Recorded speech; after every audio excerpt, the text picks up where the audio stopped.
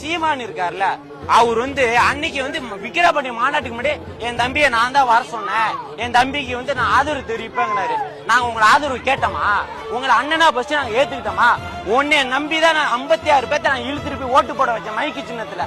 அன்னைக்கு எங்க தலைவர் வந்து மைக்கு சின்னம் தான் அறிவிச்சாரு, ஆதரவு தெரிவிக்கல. ஒரு இசை வெளியீட்டுல மைக்க கொடுத்துட்டாரு. அந்த மைக்கில சாம்பியன் எடுக்கவா கையில தூக்க எல்லாம் பதறிட்டா. உன்னை யாரையும் கேட்டானா?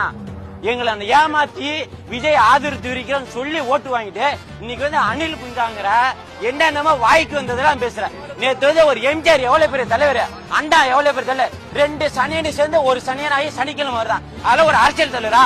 இந்த வந்து நாங்க வந்து அண்ணன் தம்பி போன 2 நாளைக்கு முன்னாடியே பேட்டி கொடுக்கிறாரு. என்ன சொல்றாருன்னா, அண்ணன் தம்பிக்குள்ள பிரச்சனை உண்டாக்குறீங்கன்னு கேக்குறாரு.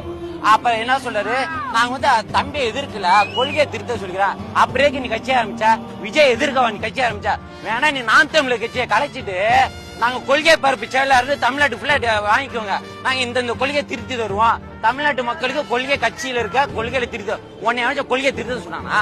அன்னைக்கு திராவிடத்துக்கும் தமிழருக்கான போர், இன்னைக்கு வந்து ரசிகர்களுக்கும் கொள்கை கூட்டு தான் போற. நீ எங்க இருந்து வந்த?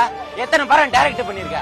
எத்தனை படத்துல நடிச்சிருக்க? உன்னை வர நடிகர் சித்தரிக்கிறோமா? இல்ல நாங்க உங்களை பத்தி எதுவும் பேசுறோமா?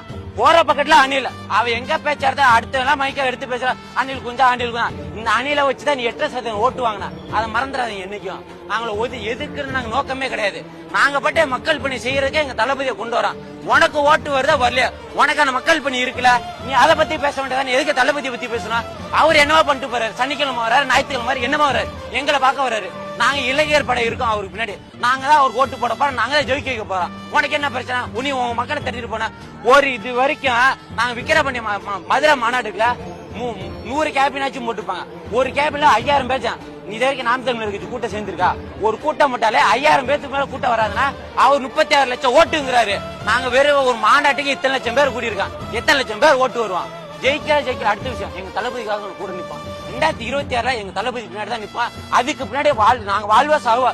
எங்க இளைஞர் படை எல்லாமே எங்க தளபதி பின்னாடி தான்.